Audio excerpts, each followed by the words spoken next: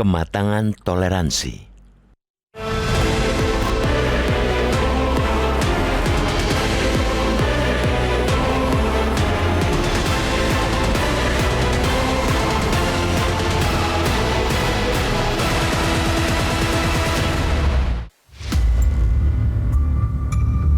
Dalam minggu ini, ada dua momentum besar ujian kematangan toleransi bangsa kita. Itu adalah Hari Raya Nyepi dan Idul Fitri 1447 Hijriah.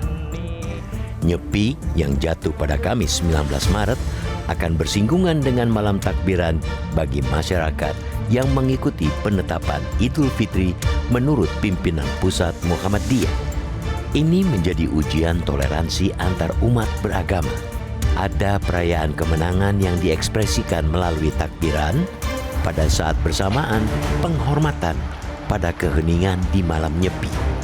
Pada situasi lainnya, di antara umat Islam sendiri, perayaan Idul Fitri tahun ini juga menjadi ujian toleransi. Jatuhnya Idul Fitri berdasarkan penetapan pemerintah berpotensi terjadi pada Sabtu 21 Maret. Ini merupakan perbedaan Idul Fitri pertama lagi setelah selama 2 tahun hari Lebaran berlangsung serentak. Perbedaan hari Idul Fitri memang bukan baru. Begitu juga dengan Idul Fitri yang berhimpitan dengan hari keagamaan lainnya. Bahkan pada 2004, Idul Fitri tepat bersamaan dengan Nyepi.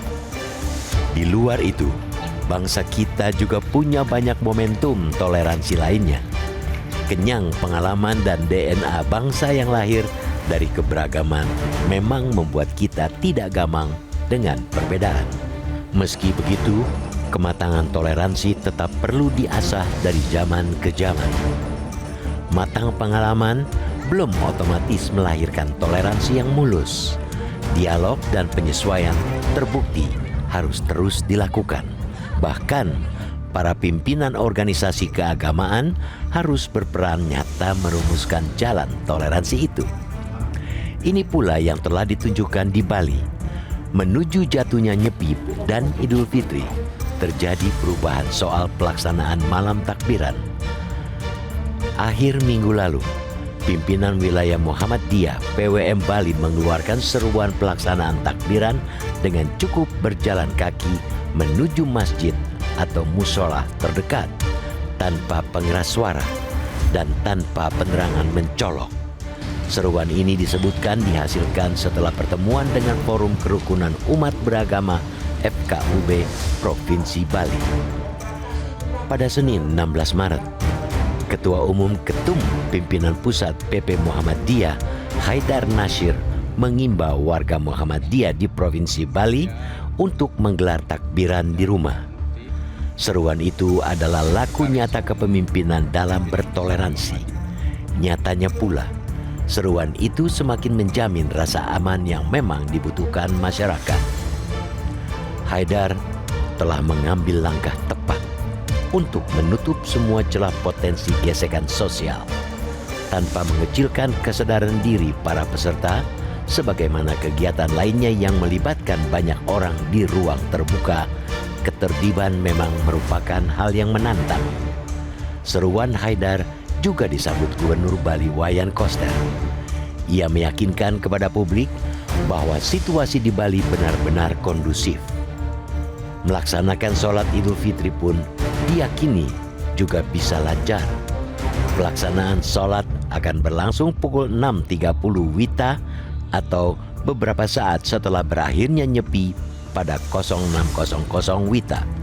Toleransi di Bali semestinya juga menjadi cermin bagi toleransi antar umat Islam sendiri. Penghormatan yang diberikan bagi kebutuhan umat beragama lain tentunya juga dapat diberikan pada saudara seiman. Keindahan toleransi yang ada pada 2023 dan tahun-tahun sebelumnya ketika Idul Fitri tidak serentak mestinya mudah kita ulangi. Terlebih, hingga 2029, perbedaan jatuhnya Idul Fitri amat mungkin terus terjadi di Indonesia.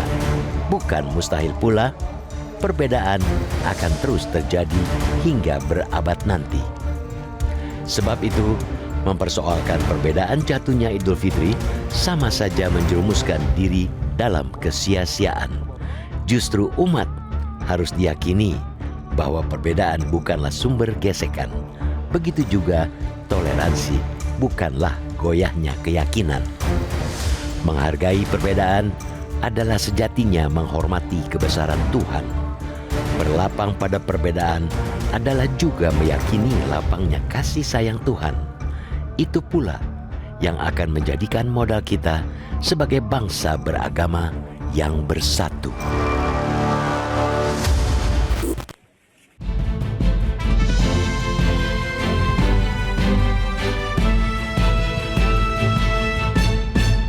Jelajahi cara baru mendapatkan informasi. Download Metro TV Extend sekarang.